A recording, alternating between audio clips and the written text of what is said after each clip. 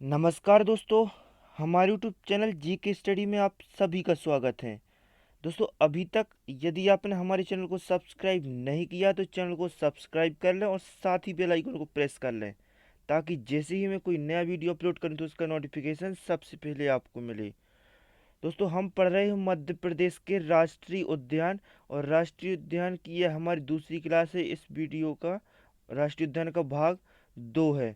भाग 1 में हमने 4 राष्ट्रीय उद्यानों के बारे में पढ़ा था: कान्हा-किसली राष्ट्रीय उद्यान, पन्ना राष्ट्रीय उद्यान, बांधवगढ़ राष्ट्रीय उद्यान और सतपुड़ा राष्ट्रीय उद्यान। ये 4 राष्ट्रीय उद्यान थे जिन्हें हमने पढ़ लिया था। यदि आप भी इन राष्ट्रीय उद्यानों को पढ़ना चाहते हैं तो इस वीडियो के डिस्क्रिप्शन में जा कर के मैं उस वीडियो का लिंक दे दूंगा, तो आप वहां जा कर के इस वीडियो को देख सकते हैं। तो कुछ जो राष्ट्रीय उद्यान है हमारे शेष रह गए हैं, वो उस वह राष्ट्रीय उद्यान हम इस वीडियो में डिस्कस करने वाले हैं। तो चलिए वीडियो को शुरू करते हैं और बात करते हैं आज के पहले राष्ट्रीय उद्यान की। तो आज पढ़ना हमें पेंच राष्ट्रीय उद्यान।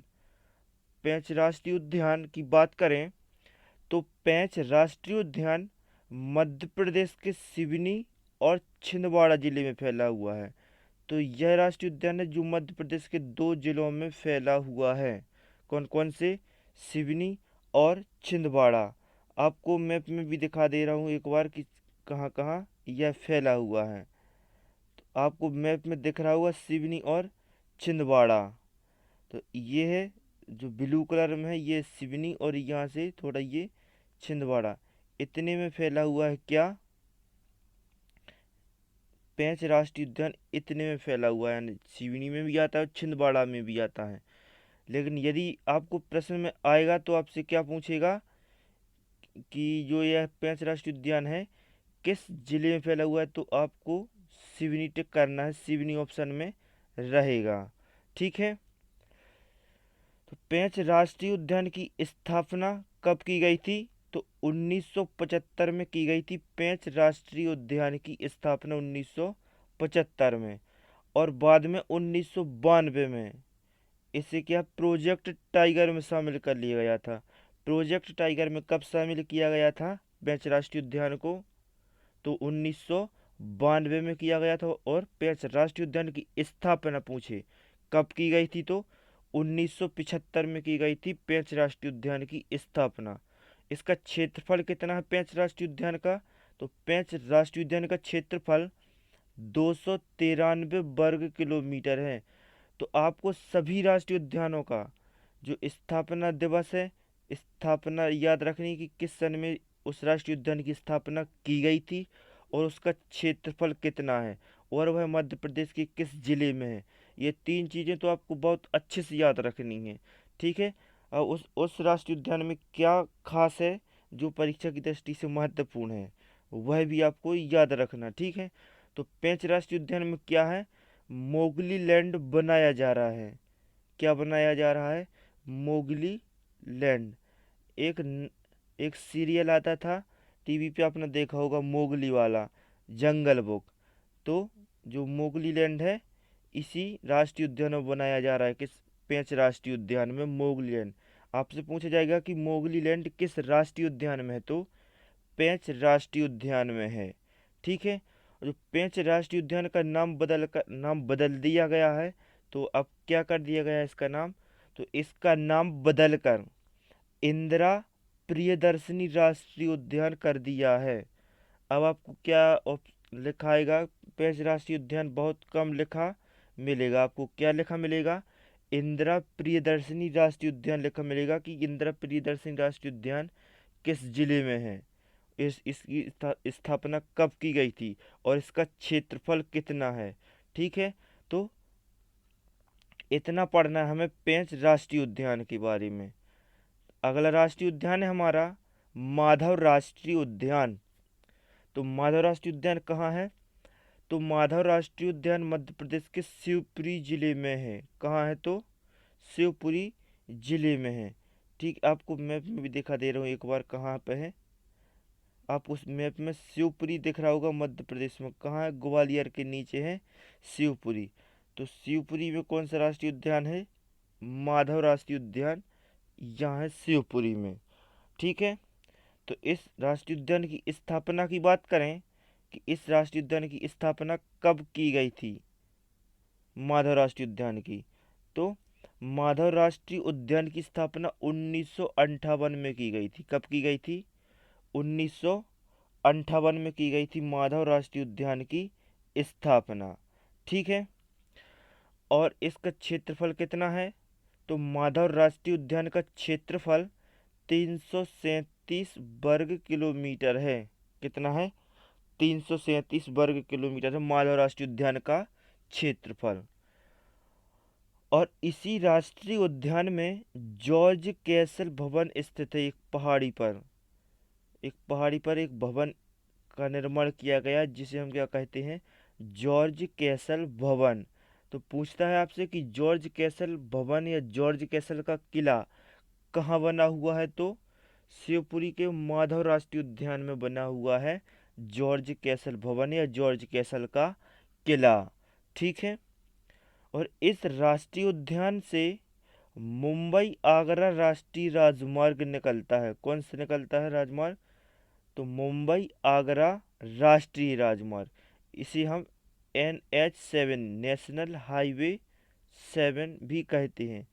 कितना नंबर है इस राष्ट्रीय राजमार्ग का? तो 7 नंबर है इस राष्ट्रीय राजमार्ग का। ठीक है। तो मुंबई आगरा राष्ट्रीय राजमार्ग इस राष्ट्रीय उद्यान के बिल्कुल बीचों बीच से निकलता है। ठीक है। और सांख्य सागर झील इसी राष्ट्रीय उद्यान में, आपसे पूछा जाए कि सांख्य सागर झील किस जिले में है, तो शिवपुरी में है। किस राष्ट्रीय उद्यान में है, तो माधव राष्ट्रीय उद्यान में है सांख्य सागर झील। तो इतना बस पढ़ना था हमें माधव राष्ट्रीय उद्यान के बारे में। ठीक है। अगला है हमारा संजय राष्ट्रीय उद्यान। संजय राष्ट्रीय उद्यान कहाँ है मध्य प्रदेश में? तो संजय राष्ट्रीय उद्यान मध्य प्रदेश के सीधी जिले में है। अब सीधी जिला कहाँ है मध्य प्रदेश में है? तो सीधी जिला मध्य प्रदेश के पूर्व में है, रीवा से लगा हुआ है। तो आपको दिख रहा होगा ये ग्रीन वाला है जो, ये हमारा सीधी जिला, और सीधी जिला में है संजय राष्ट्रीय उद्यान।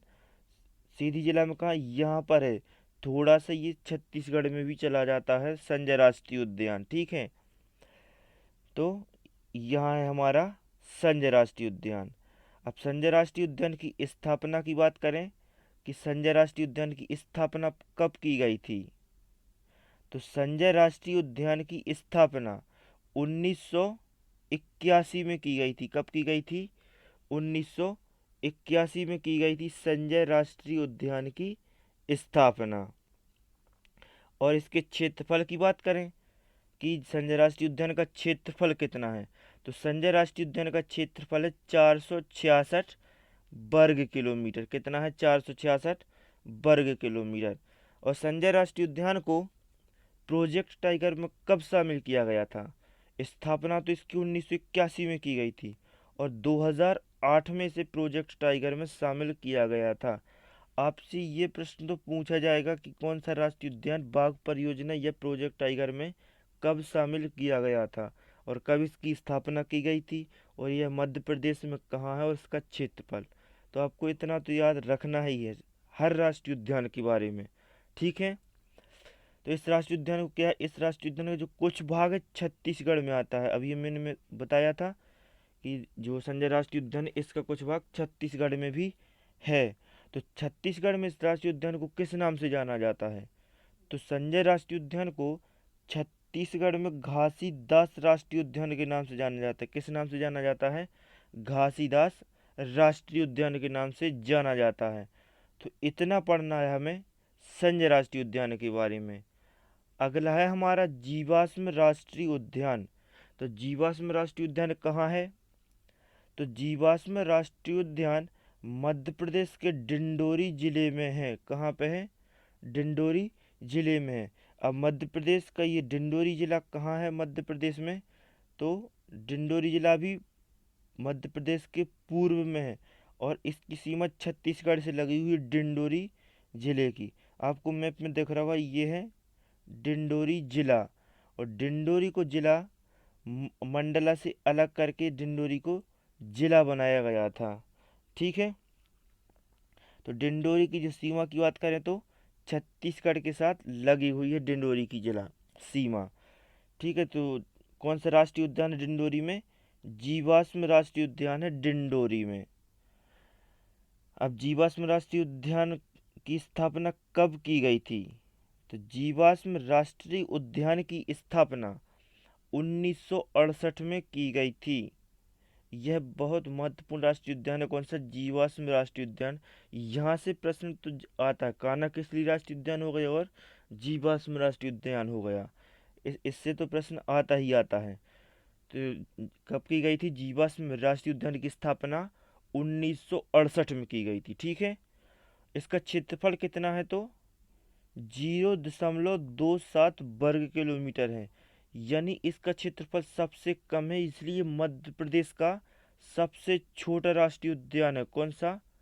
जीवाश्म राष्ट्रीय उद्यान मध्य प्रदेश का सबसे छोटा राष्ट्रीय उद्यान है। पूछा जाएगा आपकी मध्य प्रदेश का सबसे छोटा राष्ट्रीय उद्यान कौन सा है? तो जीवाश्म राष्ट्रीय उद्यान है। अब पूछा जाए कि मध्य प्रदेश का सबसे बड़ा राष्ट्रीय उद्यान कौन सा है? तो मध्य प्रदेश का सबसे बड़ा राष्ट्रीय उद्यान है कान्हा किसली नेशनल पार्क, कान्हा किसली राष्ट्रीय उद्यान। इसका क्षेत्रफल कितना है? तो कान्हा किसली राष्ट्रीय उद्यान का क्षेत्रफल है 940 वर्ग किलोमीटर। अब इसकी स्थापना की बात करें कि इसकी स्थापना कब की गई थी? तो 1952 में इसकी स्थापना एक अभ्यारण्य के रूप में की गई थी, लेकिन 1955 में क्या थे, इसे राष्ट्रीय उद्यान घोषित कर दिया था। ठीक है, कहाँ है यह? मध्य प्रदेश में, तो मंडला जिले में आता है। ठीक, इतना पता होना चाहिए हमें कान्हा किसली राष्ट्रीय उद्यान के बारे में। तो इतना बस पढ़ना था हमें जीवाश्म राष्ट्रीय उद्यान के बारे में। अगला है हमारा वन विहार राष्ट्रीय उद्यान। तो वन विहार राष्ट्रीय उद्यान कहाँ है मध्य प्रदेश में? तो वन विहार राष्ट्रीय उद्यान मध्य प्रदेश की राजधानी भोपाल में है। वन विहार राष्ट्रीय उद्यान कब की गई थी वन विहार राष्ट्रीय उद्यान की स्थापना? तो वन विहार राष्ट्रीय उद्यान की स्थापना 1979 में की गई थी। ठीक है, कब की गई थी? 1979 में। और इसका क्षेत्रफल कितना है वन विहार राष्ट्रीय उद्यान का? तो इसका क्षेत्रफल 4.45 वर्ग किलोमीटर है। या तो आपको 4.5 लिखा आएगा या फिर आपको 4.45 लिखा आएगा। ठीक है, तो 4.45 वर्ग किलोमीटर इसका क्षेत्रफल है। और वन विहार राष्ट्रीय उद्यान मध्य प्रदेश का एकमात्र राष्ट्रीय उद्यान है जिसमें सर्प उद्यान बनाया गया है। आपसे पूछा जाएगा कि सर्प उद्यान कहाँ है? तो कहाँ है? भोपाल में है। तो आपको पता होना चाहिए भोपाल मध्य प्रदेश में है कहाँ, जो हमारी मध्य प्रदेश की राजधानी है। तो भोपाल मध्य प्रदेश के थोड़ा बीच में आता है। तो आपको दिख रहा होगा ये ग्रीन कलर में है, जो ये हमारा भोपाल। भोपाल से जो जिले लगे हुए हैं वह कौन कौन से हैं? रायसेन, सीहोर, शाजापुर, राजगढ़, विदिशा, और थोड़ा सा लगा था गुना, लेकिन गुना से अलग करके कौन सा भी जिला बनाया गया यहाँ? तो चाचौड़ा। तो इतने जिले लगे हुए हैं भोपाल की सीमा से। और भोपाल में आता है हमारा वन विहार राष्ट्रीय उद्यान। अब क्या इस राष्ट्रीय उद्यान में? तो मध्य प्रदेश का एकमात्र राष्ट्रीय उद्यान है जहाँ क्या सर्प उद्यान है। ठीक है, ये प्रश्न पूछा जाता है कि सर्प उद्यान कहाँ है? तो भोपाल में है। अगला है मध्य प्रदेश, जो मध्य प्रदेश का राष्ट्रीय उद्यान है वन विहार राष्ट्रीय उद्यान, यह मध्य प्रदेश का एकमात्र राष्ट्रीय उद्यान जिसे ISO द्वारा सर्टिफाइड किया गया है। किसके द्वारा? कोई भी जो चीज़ होती है फेमस हो जाती है तो उसे ISO के द्वारा सर्टिफाइड किया जाता है कि वह ठीक सही है या नहीं है। तो मध्य प्रदेश का एकमात्र राष्ट्रीय उद्यान है जिसे ISO के द्वारा सर्टिफाइड किया गया है, वो कौन सा है? वन विहार राष्ट्रीय उद्यान है। ठीक है, अगला है हमारा ओंकारेश्वर राष्ट्रीय उद्यान। तो ओंकारेश्वर राष्ट्रीय उद्यान कहाँ है? तो यह राष्ट्रीय उद्यान मध्य प्रदेश के खंडवा जिले में है। कहाँ है? खंडवा जिले में है। ओंकारेश्वर कहाँ आता है मध्य प्रदेश में? तो खंडवा में। और महेश्वर की बात करें तो महेश्वर कहाँ मध्य प्रदेश के किस जिले में आता है? महेश्वर। खरगोन में आता है महेश्वर, किस में आता है? खरगोन जिले में आता है। ठीक है। खंडवा जिला कहाँ है मध्य प्रदेश में? तो मध्य प्रदेश में खंडवा जिला मध्य प्रदेश के दक्षिण में है। ये दिख रहा है आपको पीला वाला जो है, ये हमारा खंडवा जिला। जो इसकी सीमा कहाँ से लगी हुई है, किस राज्य से लगी हुई है? तो महाराष्ट्र से लगी है खंडवा की सीमा। ठीक है। इस राष्ट्रीय उद्यान की बात करें, ओंकारेश्वर राष्ट्रीय उद्यान की, कि इसकी स्थापना कब की गई थी? तो ओंकारेश्वर राष्ट्रीय उद्यान की स्थापना 2004 में हुई थी। और इसका क्षेत्रफल कितना है ओंकारेश्वर राष्ट्रीय उद्यान का? तो 293 वर्ग किलोमीटर इसका क्षेत्रफल है। इसके बारे में आपको आपको इतना ही पढ़ना है कि यह राष्ट्रीय उद्यान कहाँ है, कब इसकी स्थापना की गई थी और इसका क्षेत्रफल कितना है। ठीक है। अगला है हमारा डायनासोर जीवाश्म राष्ट्रीय उद्यान। यह हमारा अंतिम राष्ट्रीय उद्यान है। कौन? डायनासोर जीवाश्म राष्ट्रीय उद्यान मध्य प्रदेश का 11वां राष्ट्रीय उद्यान है। तो यह राष्ट्रीय उद्यान है कहाँ मध्य प्रदेश में? तो मध्य प्रदेश के धार जिले में ही यह राष्ट्रीय उद्यान कहाँ है? मध्य प्रदेश के धार जिले में है। और इस राष्ट्रीय उद्यान की स्थापना कब की गई थी? तो इस राष्ट्रीय उद्यान की स्थापना 2010 में की गई थी। अब यह मध्य प्रदेश के धार में है। तो धार जिला है जो मध्य प्रदेश में है कहाँ? तो यह मध्य प्रदेश का पश्चिमी जिला है। ठीक है। तो ये दिख रहा है आपको धार, जो पीला वाला है ये हमारा धार जिला है। यहाँ है डायनासोर जीवाश्म राष्ट्रीय उद्यान। ठीक है। तो इतना पढ़ना है हमें डायनासोर जीवाश्म राष्ट्रीय उद्यान के बारे में। तो राष्ट्रीय उद्यान से कुछ महत्वपूर्ण नोट भी बनते हैं, तो आप इन नोटों को याद रखना बहुत अच्छे से, क्योंकि यहाँ से प्रश्न आता है। यदि आपसे पूछा जाए कि मध्य प्रदेश के जो राष्ट्रीय उद्यान है, सबसे ज़्यादा कौन सा जानवर पाया जाता है, कौन सा पशु पाया जाता है राष्ट्रीय उद्यानों में? तो मध्य प्रदेश के राष्ट्रीय उद्यानों में सबसे ज़्यादा पाया जाने वाला पशु चीतल है। कौन सा है? चीतल पाया जाता है सबसे ज़्यादा। और सफ़ेद शेर कहाँ पाए जाते हैं मध्य प्रदेश में? तो रीवा के गोविंदगढ़ में पाए जाते हैं सफ़ेद शेर। इसलिए रीवा जिले को सफ़ेद शेरों की भूमि के नाम से भी जाना जाता है। ठीक है। मध्य प्रदेश के 6 राष्ट्रीय उद्यान हैं जो प्रोजेक्ट टाइगर में शामिल हैं। आपसे इनकी संख्या भी पूछ सकता है कि मध्य प्रदेश के जो कितने राष्ट्रीय उद्यान हैं जो प्रोजेक्ट टाइगर में शामिल हैं। तो 6 राष्ट्रीय उद्यान हैं जो प्रोजेक्ट टाइगर में शामिल हैं। और वह 6 राष्ट्रीय उद्यान कौन कौन से पड़े अपन ने? कान्हा किसली राष्ट्रीय उद्यान, पन्ना राष्ट्रीय उद्यान, सतपुड़ा राष्ट्रीय उद्यान, बांधवगढ़ राष्ट्रीय उद्यान, पेंच राष्ट्रीय उद्यान। पेंच राष्ट्रीय उद्यान का नाम बदल कर क्या कर दिया गया है? इंदिरा प्रियदर्शनी राष्ट्रीय उद्यान। और एक कौन सा पढ़ा था अपन ने? संजय राष्ट्रीय उद्यान। तो ये 6 राष्ट्रीय उद्यान है जिन्हें प्रोजेक्ट टाइगर में शामिल किया गया है। और संजय राष्ट्रीय उद्यान का पुराना नाम क्या है, यह पूछा जाता है कि संजय राष्ट्रीय उद्यान का पुराना नाम क्या है? तो इसका पुराना नाम डुबरी राष्ट्रीय उद्यान है। क्या है? डुबरी राष्ट्रीय उद्यान। ठीक है। तो इतना पढ़ना हमें राष्ट्रीय उद्यानों के बारे में। अगर आपने इतना पढ़ लिया तो आपको जरूर 1 नंबर परीक्षा में आएगा। यदि आपको या इससे बाहर प्रश्न आ जाए तो आप हमें कमेंट करके बताना। ठीक है दोस्तों। यदि आपको हमारी यह वीडियो पसंद आया तो वीडियो को लाइक करें, और अभी तक हमारे चैनल को सब्सक्राइब नहीं किया है तो चैनल को सब्सक्राइब कर लें, और इस वीडियो को अपने दोस्तों के साथ शेयर करें।